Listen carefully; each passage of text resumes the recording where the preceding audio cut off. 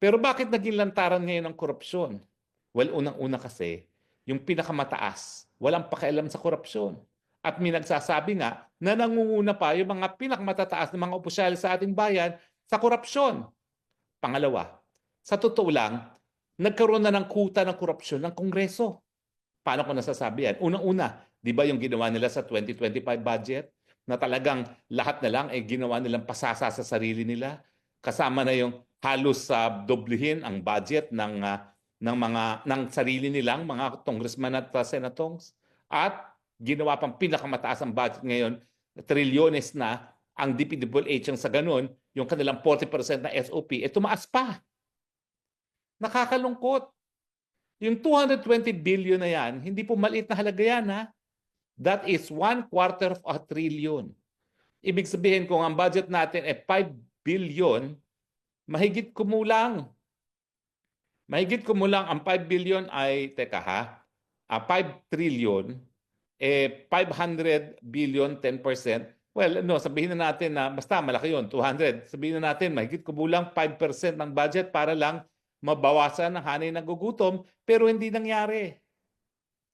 Well, bukod pa doon sa sinasabi nila na rinireward natin yung mga ayaw talaga magtrabaho, ang katotohanan naman sa tingin ko, kung meron talagang pagkakataon, wala namang gustong hindi magtrabaho.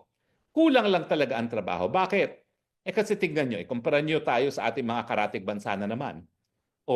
Ang daming nagtatrabaho sa sektor ng turismo, saan? Sa Thailand, sa Indonesia at Malaysia. Mahigit 20 million visitors ang Thailand. At sumusunod ang Malaysia at Indonesia, tayo wala pang 5 million. Mantakin mo kung ilang trabaho ang magkakaroon tayo kung dumarating ang mga turista sa atin. Bakit hindi dumarating? Kasi kinakalaban natin ang China. Sino ba ang pinakamalaki o pinakamaraming turista na dumadagsa sa Thailand, sa Malaysia at sa Indonesia? Mga Chino. Kasi nga malapit. Lalong-lalo na ngayon, panahon na winter sa China, maraming gustong pumunta dun sa mga maiinit at magandang mga beaches. Wala namang laban yung mga beaches ng Thailand, Indonesia at saka Vietnam sa atin, pati na Malaysia. And yet doon sila nagpupunta kasi hindi natin binibigyan ng visa mga Chino kasi sabi ni PBBM, kaaway daw natin ng China. Pagdating naman sa kalakalan at saka yung hanap buhay, syempre hindi nagdadala rito ng kapital ang mga Chino na pinakamalaki ngayon ang mga kapital na dinadala sa buong Southeast Asia dahil nga kinakalaban natin sila. So bukod pa dun sa kinukurakot na mga congressman at senatong na yan, ang mga ayuda na dapat nakakarating sa taong bayan, sige nga, tumayo kayo. Sino magsasabing mali ako? Na kung na-receive ng mga mahirap yung 220 billion na yan, hindi dapat ganito karami hanay na nagugutom. Pero bukod pa nga doon, yung hanap buhay, hindi tayo nagkakaroon ng bagong hanap buhay. Bakit? Kasi ang katotohanan, ang bagong mga hanap buhay, dala-dala ngayon ng bansang China bilang pangalawang malaking ekonomiya ng buong daigdig. At ano yan?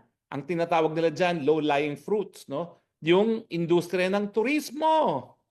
Teka let us be accurate. Ilang turista ang dumarating sa Thailand. Naku, hindi ako nabibilib dyan sa Thailand sa talaga. Pagdating sa ganda, mas ang laki namang ganda ng Pilipinas kaysa sa Thailand, no? Ito, titingnan natin, number of tourists.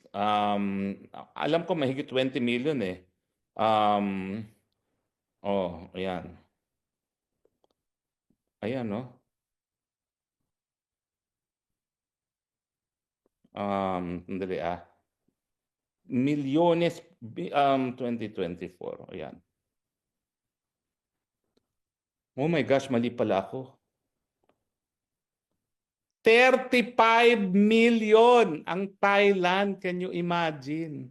Ikumpara mo sa 5 million ng Pilipinas. At ang pinakamalaking mga turista, Chino. Nagtataka pa ba kayo kung bakit lumaki ang hanay ng mga nagugutom?